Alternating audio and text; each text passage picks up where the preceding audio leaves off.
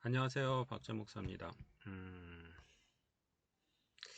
교회에서 전한 소식이 두 가지가 있어요. 첫 번째는요, 지금 계속 코로나19 문제가 긍정적으로 변하고 있지 않아요.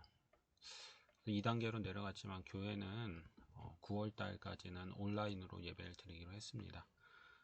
교회가 여러 가지 상황들 속에서 모범을 보이는 것이 좋을 것 같고요. 그래서 9월 달까지 우리 신흥교회는 온라인 예배로 드리기로 했고요. 그리고 상황이 좋아지면 10월 첫째 주부터 예배를 모여서 드리도록 하겠습니다. 여러분들이 예배를 드릴 때요, 가장 좋은 건 부모님이 예배를 드리시면 부모님이랑 같이 예배를 드리는 게 제일 좋을 것 같아요. 그리고 혹시 부모님이 예배를 드리시지 않는 친구들은 혼자서라도 목사님 설교를 꼭 들었으면 좋겠어요. 그리고 두 번째 전하는 소식은요, 우리가 계속 도전받은 말씀, 그리고 깨달은 점, 그리고 변화되어야 될 모습 하고 있잖아요. 여러분들이 설교를 듣고 그냥 끝나는 것이 아니라 설교를 통해서 순종했으면 좋겠습니다. 먼저 하나님께서 나에게 도전을 주시는 말씀이 무엇인가 찾아보고요.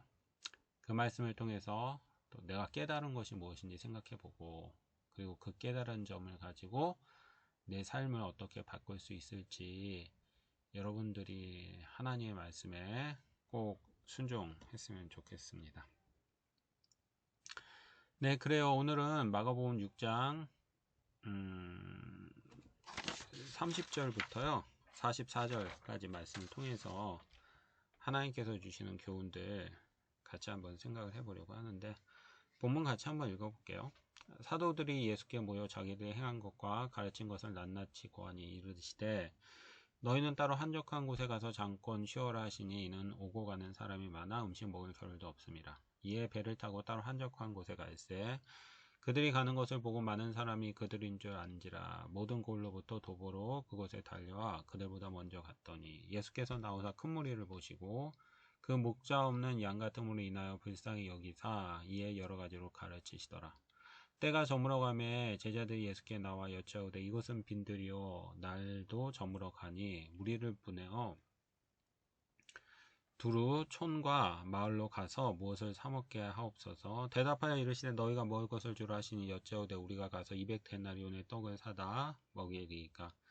이르시되, 너희에게 떡 몇 개나 있는지 가서 보라 하시니, 알아보고 이르되, 떡 5개와 물고기 2마리가 있더이다 하거늘 제자들에게 명하사 그 모든 사람으로 떼어 지어 물이 잔디 위에 앉게 하시니, 때로 100명씩 또는 50명씩 앉은지라. 예수께서 떡 5개와 물고기 2마리를 가지사 하늘을 우러러 축사하시고 떡을 떼어 제자들에게 주어 사람들에게 나누어 주게 하시고, 또 물고기 2마리도 모든 사람에게 나누매 다 배불리 먹고 남은 떡 조각과 물고기를 12바구니에 차게 거두었으며 떡을 먹은 남자는 5,000명이었더라. 아멘. 이것은 하나님의 말씀입니다. 오늘 본문이 좀 긴데요. 먼저 본문 배경 같이 한번 생각해 봅시다. 장소적인 배경은 35절 보면 빈들이에요. 그러니까 사람들을, 인적이 없는 들이라는 의미죠. 그 시간적인 배경은 역시 35절에 보면 날이 저물었을 때입니다. 그리고 등장인물은요, 34절 보면 예수님, 그리고 큰 무리, 그리고 35절 보면 제자들이 등장합니다. 오늘 본문의 배경은 이래요. 언제요? 날이 저물었을 때, 그러니까 저녁이죠. 어디서요? 빈들에서요. 누가요? 예수님과 큰 무리들과 제자들 사이에 있었던 사건. 그게 오늘 본문의 배경입니다. 그러니까 빈들에서, 사람의 인적이 없는 빈들에서 날이 저물었을 때 예수님, 제자들, 그리고 수많은 무리들 사이에 있었던 사건이 오늘 본문의 배경인데요. 오늘 본문의 배경 구체적으로 얘기를 하면 그 유명한 오병이어의 사건이에요. 물고기 5마리와 오병이죠. 떡 5덩어리와 물고기 2마리로 5,000명을 먹이신 사건. 그게 바로 오늘 본문의 배경입니다. 자, 오늘 본문 배경 생각하면서요, 먼저 하나님 찾기 한번 해볼게요. 여러분, 계속 반복해서 이야기하지만 성경을 보면서 우리가 가장 중요한 건 하나님은 어떤 분인가 하는 거예요. 그렇잖아요. 하나님이 존재하시다면, 하나님은 존재하시죠. 하나님이 존재하시니까 인간은 반드시 하나님에 대해서 알아야 됩니다. 그러면 하나님에 대해서 어떻게 알 수 있나요?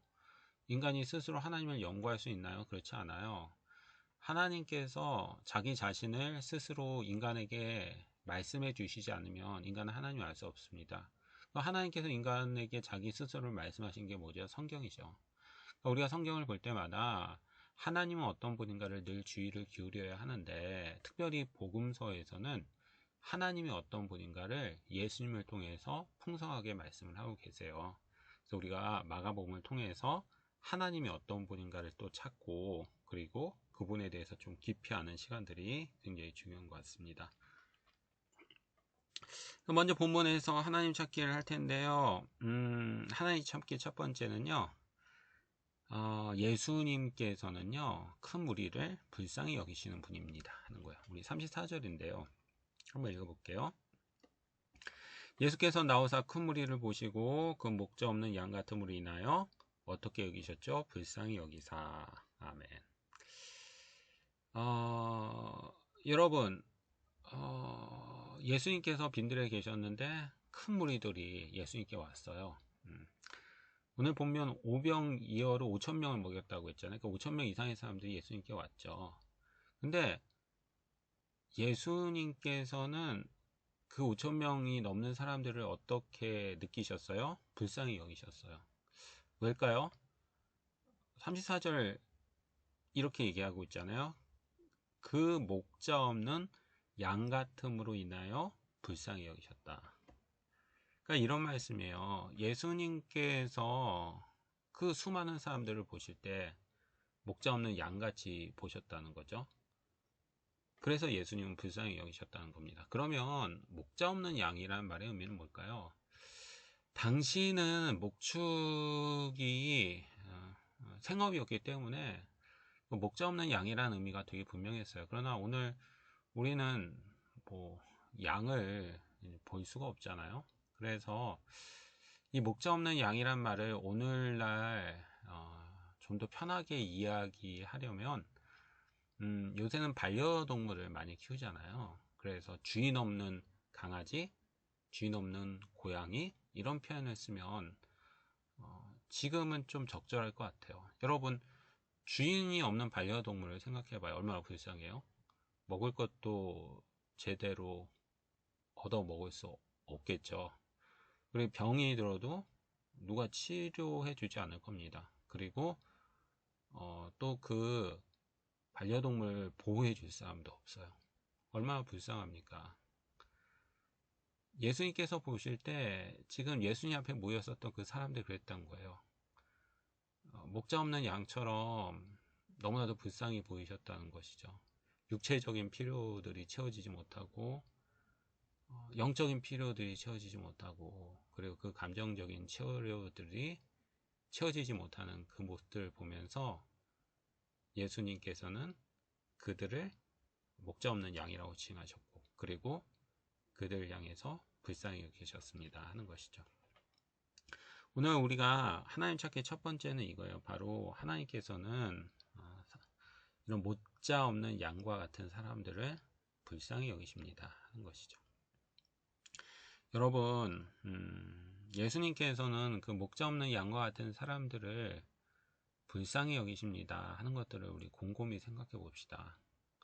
그때 우리가 어떤 적용을 할 수 있을까요? 두 가지인 것 같아요. 첫 번째는 예수님은 사람들을 불쌍히 여기시는구나 라고 생각할 때 위로와 격려를 받을 수 있죠. 여러분, 생각해보면 오늘 우리의 삶들도 목자 없는 양 같은 모습들이 있어요. 여러 가지 삶의 문제들로 아파하고 힘들어하는 그의 삶의 모습들이 있죠. 여러분, 우리가 이런 삶의 모습들을 다른 세상에 있는 사람들이 알게 될 때 그것에 대해서 공감하고 같이 아파하는 모습들을 만나기 참 힘들어요. 대부분의 사람들은 우리의 그런 아파하는 모습에 관심이 없습니다. 왜냐하면 자기의 삶들도 너무 힘들거든요. 그러니까 누가 아픈 것에 대해서 그렇게 관심을 가질 수 없어요. 그리고 심지어는 그런 아파하는 모습을 보면서 그 사람들을 오히려 무시하는 모습들을 보이죠. 그것이 바로 세상의 모습입니다. 그래서 오늘 우리의 삶들 속에서 여러 가지 문제들과 힘든 점들이 있지만 마음 놓고 누구에게 이야기하기도 힘든 그런 세상들 속에서 살고 있어요. 그런데 예수님께서는 어떤 분이라고요? 우리의 그런 모습들에 대해서 불쌍히 여기시는 분이라고요. 특별히 여기 본문에서 이 불쌍히 여긴다는 것은 내장이 끊어질 듯한 그런 아픔이에요. 우리가 아파하는 그 모습을 보면서 예수님은 너무나도 가슴 아파하시고 불쌍히 여기시는 그런 예수님이라는 것이죠. 그리고 그런 예수님을 기억할 때 위로와 격려가 되는 것이죠. 여러분, 여러분들이 혹시 지금의 삶들 속에서 목자 없는 양처럼 여러분들의 피로가 전혀 누군가에 의해서 채워지지 않다고 있다면 예수님께서는 그런 우리를 향해서 불쌍히 여기심을 기억하길 바래요.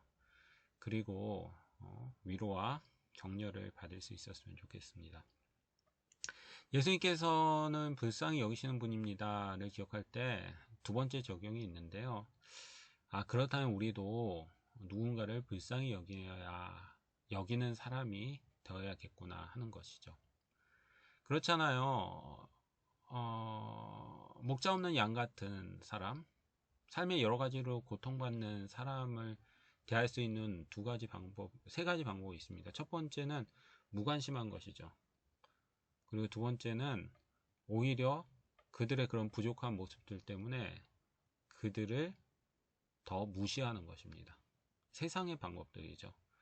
세 번째는 하나님의 방법인데 무엇입니까? 그것들을 불쌍히 여기는 것이죠. 여러분 혹시 우리 주위에는 그런 사람도 있지 않아요? 자기 자신이 가진 어려운 환경 때문에 세상에서 무시당하고 무관심 속에서 살고 있는 사람도 있지 않습니까? 그렇다면 오늘 우리가 그들을 향해서 불쌍히 여기는 마음을 가지는 것, 그것이 바로 하나님의 마음을 가지는 것이죠. 우리 특별히 교회 공동체에 그런 어려움을 겪고 있는 분들이 있어요. 그렇다면 우리가 그들을 향해서 아픈 마음을 가지고 불쌍히 여기는 것, 그것이 그리스도인의 모습인 것 같아요. 오늘 우리가 예수님의 마음을 쫓아서 불쌍히 여기는 마음을 가질 수 있는 저와 여러분 될 수 있었으면 좋겠습니다. 하나님 찾기 두 번째 해볼까요? 하나님 찾기 두 번째는요. 44절 말씀인데요. 예수님께서는 오병이어로 5,000명을 먹이실 수 있는 분입니다 하는 거예요. 44절 보면 이렇게 말씀하시잖아요. 떡을 먹는 남자는 5,000명이었더라. 아멘. 오늘 본문 이런 말씀이잖아요. 예수님께서 빈들에 계셨는데 수많은 사람들이 모였어요. 5,000명이 넘었습니다. 그러자 제자들이 와서 예수님께 말해요. 예수님, 지금 여기는 인적도 없는 빈들이고 날은 저물었습니다. 그러니까 이 사람들 마을로 보내서 자기가 먹을 것들을 스스로 사 먹을 수 있도록 하는 게 합리적일 것 같습니다 하고 예수님께 말씀을 드렸어요. 그러자 예수님께서 뭐라고 하십니까? 아니다, 너네들이 이 사람들을 먹여라 이렇게 얘기하셨죠. 그러자 제자들은 아니 우리가 그걸 어떻게 합니까?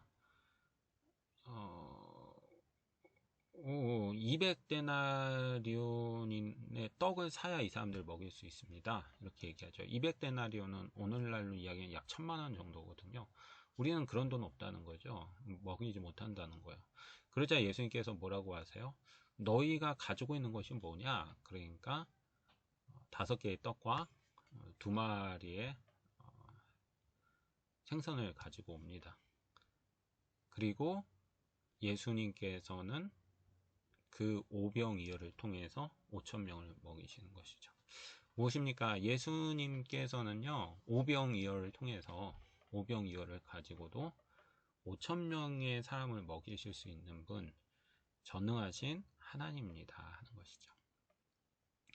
여러분, 그 마가복음을 통해서 계속 반복해서 이야기하는 굉장히 중요한 주제가 있는데, 그것은 다른 게 아니에요. 예수님께서는 전능하신 하나님입니다 하는 거예요. 때로는 귀신을 쫓음을 통해서, 때로는 병 고침을 통해서, 때로는 자연을 바꾸심을 통해서, 그리고 오늘 본문에서는 단지 오병이어로 5천 명을 먹이심을 통해서 예수님이 얼마나 전능하신 하나님이신지를 오늘 우리에게 이야기를 하고 있는 것이죠. 그리고 이런 예수님을 우리가 기억하게 될 때 포기하지 않는 사람, 좌절하지 않는 사람이 될 수 있습니다. 여러분, 오늘 우리가 우리의 어려운 문제들을 만날 때 좌절하고 포기한 게 뭡니까? 내가 할 수 없고 또 그걸 도와줄 수 있는 사람이 없으니까 좌절하고 포기할 수밖에 없잖아요. 그쵸? 내가 할 수 있다면 왜 좌절하고 포기하겠습니까? 아니면 내가 하지 못해도 나를 도와줄 수 있는 누군가가 있다면 좌절하고 포기할 필요 없죠. 그런데 나도 못하고 도와줄 사람도 없으니까 포기하게 되는 거 아닙니까? 그러나 우리는 그때 기억해야 될 분이 있습니까? 누굽니까? 하나님이죠. 하나님은 전능하신 분입니다. 그것을 하실 수 있는 분입니다. 를 기억할 때 오늘 우리가 좌절하지 않고 포기하지 않는 인생이 될 수 있습니다. 여러분, 하나님은요 우리를 불쌍히 여기시는 분이에요. 그리고 단지 불쌍히 여기실 뿐만이 아니라 그 문제를 해결하실 수 있는 능력이 있으신 분입니다. 그 하나님을 깊이 있게 묵상하세요. 그리고 깊이 있게 고민하세요. 그러면 우리가 삶의 문제들 속에서 포기하는 것들이 아니라 그 문제들을 가지고 가서 예수님께 기도하고, 그리고 예수님께서 주시는 새로운 힘들을 가지고 도전함으로써 문제 때문에 넘어지고 포기하는 인생이 아니라 그 문제를 극복하고 성장하는 인생이 될 수 있습니다. 오늘 우리가 믿는 그 하나님이 바로 그런 분인지를 깊이 있게 깨닫고 우리가 문제 가운데에서도 성장으로 갈 수 있는 우리 청소년이 됐으면 좋겠습니다. 하나님 찾기에서 한 가지 더 생각하고 싶은 것이 있는데요. 예수님은 늘 감사하시는 분이었습니다 하는 거예요. 41절 말씀 보면요. 예수께서 떡 5개와 물고기 2마리를 가지사 하늘을 우러러 축사하시고 아멘. 예수님께서 이제 오병이어로 5천 명을 먹이시잖아요. 근데 이 오병이어로 나눠주기 전에 예수님께서 하늘을 보시면서 축사하셨다 이렇게 이야기를 해요. 그래서 이 축사하셨다라는 말의 의미를 두 가지 정도로 생각할 수 있는데, 첫 번째는 기적을 위해서 기도하셨다는 거죠. 오병이어가 5천 명을 먹이기 위해서는 기적이 필요하잖아요. 그러니까 그 오병이어를 두고 기적을 위한 기도를 하시고, 그리고 그것들을 사람들에게 나눠줬다라는 거고요. 두 번째는 기적을 위한 기도가 아니라 감사 기도였다고 보는 겁니다. 그 음식을 앞에 두고 음식을 주신 하나님께 감사하고 또 기적을 베푸실 하나님께 감사하는 감사의 기도를 하셨다는 것이죠. 네, 여러분, 생각해보면 둘 다 교훈이 돼요. 예수님께서 첫 번째는 그 오병이어를 가지고 기도하셨고, 그리고 그 기도의 결과 기적들이 일어났다면 오늘 우리의 삶들도 마찬가지죠. 기도가 능력이고, 기도가 우리의 삶들을 변화시키고, 기도가 오병이어를 5천 명을 먹일 수 있도록 만드는 동력이라는 겁니다. 여러분, 여러분들 얼마나 기도하고 계세요? 기도는 능력이에요. 기도는 방법입니다. 기도할 때 하나님께서는 5개의 떡덩어리를 5천 명을 먹이실 수 있도록 만들어 주시는 분이에요. 그러므로 오늘 우리가 기도했으면 좋겠어요. 그 기도의 능력을 믿고 기도했으면 좋겠습니다. 여러분들 삶에 여러 가지 문제도 있잖아요. 그거 어떻게 해결할 수 있겠습니까? 어쩌면 5천 명을 먹여야 되는 그런 일들이잖아요. 그런데 나에게는 떡이 5개밖에 없잖아요. 어떻게 할 수 있어요? 기도 외에는 방법이 없는 거예요. 기도하십시오. 기도할 때 하나님께서 능력들을 행하실 것입니다. 두 번째는 이 축사를 감사로 볼 수 있어요. 예수님께서는 감사하시고 기적을 베푸셨음을 의미하는 것이죠. 이걸 보면 예수님께서 얼마나 감사의 사람이셨는가 하는 것을 알게 됩니다.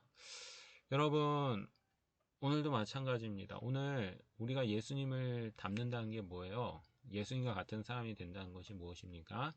감사의 사람이 되는 것이죠. 예수님께서 주신 것들에 감사하고, 그리고 예수님께서 행하실 것들을 기대하면서 감사하는 것, 그 감사의 사람이 되는 것이 바로 예수님을 닮는 사람이 되는 것입니다. 말세의 특징은요, 감사하지 않음이에요. 감사할 제목이 없는 게 아니에요. 감사할 제목이 있지만 감사하지 않아요. 그리고 오히려 그것을 불만을 가지고 불평을 합니다. 그게 말세의 특징이에요. 그러나 예수님을 닮은 사람은 모든 상황들 가운데서 감사하는 것, 그것이 바로 예수님을 닮은 사람들의 삶의 모습입니다. 여러분들 지금 여러가지 우리 어려운 상황들 있잖아요. 어때요? 감사하고 있어요? 불평하고 있어요? 불평하는 건 누구나 할 수 있죠. 그러나 감사하는 것은 하나님의 사람만이 할 수 있습니다. 그리고 우리의 삶들을 찾아보면 감사의 제목들이 있어요. 오늘 우리가 어려운 상황들 가운데 있지만 불평하는 것들이 아니라 지금의 상황들 속에서 감사의 제목들을 찾고, 그리고 감사함으로써 예수님을 닮는 우리 청소년들이 됐으면 좋겠습니다. 자, 다음으로 사람 찾기 한번 해봅시다. 먼저 따라야 될 모범인데요. 예수님을 따라가는 무리들의 모습이에요. 34절 말씀입니다. 그들이 가는 것을 보고 많은 사람이 그들인 줄 안지라 모든 고을로부터 도보로 그곳에 달려가 그들보다 먼저 갔더니. 아멘. 33절에 보면 그들이라고 있잖아요. 예수님과 제자들이에요. 그러니까 예수님께서 사역을 하시다가 한적한 곳으로 자리를 옮기셨어요. 그러자 그 무리들이 그들, 즉 예수님과 제자들이 다른 곳으로 가는 것을 발견하고는 그 예수님을 따라가는 거죠. 그런데 지금 근데 예수님께서 배를 타고 다른 지역으로 가셨거든요. 그래서 그 무리들이 예수님을 따라가는데 어떻게 따라갔습니까? 도보로 그곳에 달려와 그들보다 먼저 갔더니, 이렇게 이야기를 해요. 그러니까 이 무리들은 예수님과 사역을 계속 경험하고 싶었던 거예요. 그래서 예수님께서 다른 곳으로 가시자 예수님을 따라갔습니다. 예수님 배를 타고 가셨거든요. 그런데 그들은 배가 없잖아요. 그러면은 육지로에서 따라갈 수밖에 없어요. 근데 늦게로 간다면 혹시라도 예수님을 놓치진 않을까. 그리고 예수님께서 사역하시는 것들을 보지 못하진 않을까? 이런 마음에 달려갔던 거예요. 그리고 예수님보다 먼저 그곳에 도착했던 것이죠. 오늘 본문을 통해서 우리가 따라야 될 첫 번째 모습이 바로 이것입니다. 그 예수님을 따라가는 이 무리들의 모습인 것이죠. 달려가서 예수님보다 먼저 기다리고 있는 그 모습들. 이런 모습들이 예수님을 만나기를 원하는 사람들이 가져야 되는 모습들 아닐까요? 여러분, 오늘 우리가 이 사람들이 한적한 곳에서 예수님의 사역을 경험했듯이 오늘 우리가 예수님을 만나고 예수님의 사역을 경험할 수 있는 곳이 있습니다. 어디입니까? 바로 예배 시간이죠. 그렇다면 오늘 우리가 예배 시간을 사모하고, 그리고 이 무리의 사람들이 달려왔던 것 같은 사모함, 그리고 열심, 그리고 기대하는 마음들, 그런 것들이 오늘 우리 안에 있는 것이 예배하는 사람, 그리고 예수님을 경험하기를 원하는 사람의 마땅한 자세임을 오늘 우리에게 이야기를 하고 있습니다. 여러분, 오늘 우리 예배를 드릴 때 어떤 마음, 어떤 태도들을 가지고 예배를 드립니까? 오늘 우리에게 무리와 같은 마음과 태도들이 있었으면 좋겠어요. 그 만남을 사모하고, 그래서 너무 사모해서 기다릴 수 없고, 그 단지 걸어가는 것이 아니라 달려가고 먼저 와서 기다리는 그런 모습들. 오늘 우리 안에서 예수님을 만날 때마다 그런 올바른 태도와 자세들이 있었으면 좋겠습니다. 사람 잡기 두 번째가 있는데요. 그건 따르지 말아야 될 부분입니다. 예수님의 명령을 온전히 신뢰하지 못하는 제자들의 모습이에요. 37절 말씀 볼까요? 대답하여 이르되 너희가 먹을 것을 주라 하시니 여짜오되 우리가 가서 200데나리온의 떡을 사다 먹이리까. 이런 말이에요. 지금 예수님께서 한적한 곳으로 갔는데 사람들이 따라왔잖아요. 수많은 사람들이 따라왔습니다. 5천 명이 먹었으니까요. 그래서 제자들이 이제 예수님한테 와서 얘기를 해요. 예수님, 사람도 너무 많고 날도 저물었습니다. 그리고 우리에겐 음식이 없습니다. 그러니까 저 사람들이 각자 마을로 가서 필요한 음식을 사 먹을 수 있도록 하는 것이 합리적일 것 같습니다. 이렇게 얘기를 해요. 그러자 예수님께서 뭐라고 대답하십니까? 너희가 먹을 것을 줘라. 이렇게 이야기를 하시죠. 굉장히 무리한 명령을 하신 것이죠. 지금 5천 명의 사람이 있잖아요. 식비가 1인당 만원이라면 5천만 원이 드는 것이고 5천 원이라고 생각하면 2,500만 원이 드는 얘기거든요. 그러니까 지금 예산이 2,500만 원이 드는 일을 제자들에게 하라고 말씀하고 계시는 거예요. 그런데 제자들에겐 그런 돈이 없었거든요. 예수님께서는 제자들에게 이제 무리한 부탁을 명령을 하신 것이죠. 이때 이제 중요해요. 중요한 건 제자들이 어떻게 반응했는가 하는 것이죠. 여러분, 예수님께서 이렇게 명령을 하실 때 예수님을 신뢰하는 사람과 그리고 예수님을 신뢰하지 못하는 사람의 대답이 다를 수밖에 없어요. 예수님을 신뢰하는 사람도 이 명령은 어려워요. 왜냐하면 돈이 없는데 2,500만 원이 드는 사업을 하라고 하시니까 어렵죠. 그러나 신뢰하는 사람과 신뢰하지 못하는 사람의 대답은 다릅니다. 예수님을 신뢰하는 사람의 대답은 어떨까요? 아니 그럼 예수님 어떻게 해야 합니까? 저에겐 지금 돈이 없습니다. 어떤 방법으로 그 일들을 우리가 할 수 있을까요? 예수님을 신뢰한다면 그렇게 대답할 수 있었겠죠. 그러나 예수님을 신뢰하지 못한다면 어떻게 얘기했을까요? 말도 안 되는 소리입니다. 그것을 어떻게 합니까? 그것은 전혀 할 수가 없는 일입니다. 이렇게 이야기를 했겠죠. 오늘 본문에서 제자들은 어떻게 이야기합니까? 30절을 하반절에 보면 우리가 와서 200데나리온의 떡을 사다가 먹으리까. 무슨 말이에요? 부정적으로 얘기하는 거예요. 아니 예수님 지금 무슨 말씀을 하십니까? 5천 명이 넘는 사람이 있는데 이 사람들 지금 먹이라고 하면 지금 우리에게 가서 200데나리온이나 된, 그러니까 한 2천만 원이나 되는 돈으로 가서 이 사람들을 먹이라는 말씀이니까 예수님 그거 말도 안 되는 얘기입니다. 이렇게 부정적으로 반응하고 있는 것이죠. 오늘 본문에서 우리가 따르지 말아야 될 부분입니다.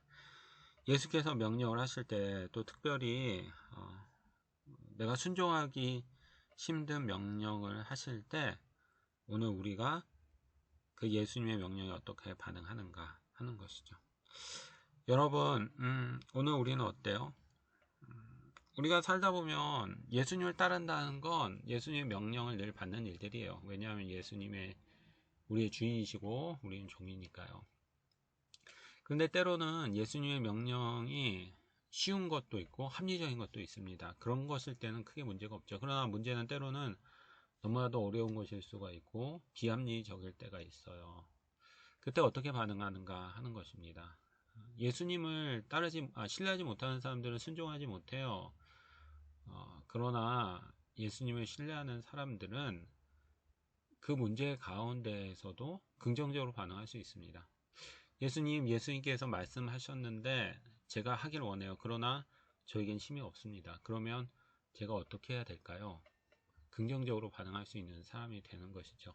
왜냐하면 예수님께서 명령을 하셨고 그래서 나는 그것을 해야 되고 그러나 나는 그것을 할 수 있는 능력이 없고 그렇다면 이 문제를 예수님께 다시 가지고 가서 예수님께 방법을 구하고 길을 구함으로써 예수님께서 명령하신 것들을 순종하는 것, 그것을 예수님을 따르는 사람들의 긍정적인 모습입니다. 오늘 우리가 예수님께서 명령하실 때 특별히 때로는 어려운 것들을 명령하실 때 예수님을 신뢰하지 못함으로 그 명령을 거절하거나 포기하는 것들이 아니라 오히려 예수님을 신뢰함으로 예수님께 힘을 구하고, 그리고 결국에는 그 예수님의 명령들에 순종할 수 있는 저와 여러분이 될 수 있었으면 좋겠습니다. 그래요. 이 시간 같이 한번 기도하도록 하겠습니다. 하나님 감사합니다. 오늘은 예수님께서 오병이어의 사건을 통해서 5,000명의 사람들을 먹이신 하나님의 말씀을 생각해 보았습니다. 그렇습니다. 예수님께서는 무리를 불쌍히 여기시는 분이시고 또 5,000명을 먹이실 수 있는 능력이 있는 분임을 저희가 믿습니다. 하나님, 오늘 저희의 삶들도 목자 없는 양처럼 어려움들이 있습니다. 예수님께서 우리의 목자가 되셔서 우리를 불쌍히 여겨주시고, 그리고 능력을 베풀어 주셔서 우리의 삶의 문제들이 회복하게 하셔서, 목자 없는 이스라엘이 너무나도 불쌍했던 것과는 반대로 예수님을 목자 삼은 저희들의 삶이 하나님께서 주시는 풍성함들을 누릴 수 있도록 도와주시옵소서. 하나님, 우리 중고등부 아이들 여러가지 상황들 속에서 시간들을 보내고 있는 가운데 있습니다. 지혜 주시옵소서. 그리고 힘 주시옵소서. 모두가 이 어려운 상황들 가운데에서도 하나님의 자녀로서 잘 견디게 하시고, 그리고 이것들이 끝났을 때 좀 더 좋은 결과들이 그들의 삶들 속에서 일어날 수 있도록 주께서 복을 내려 주시옵소서. 감사합니다. 모든 말씀 예수님의 이름으로 기도되었습니다. 아멘.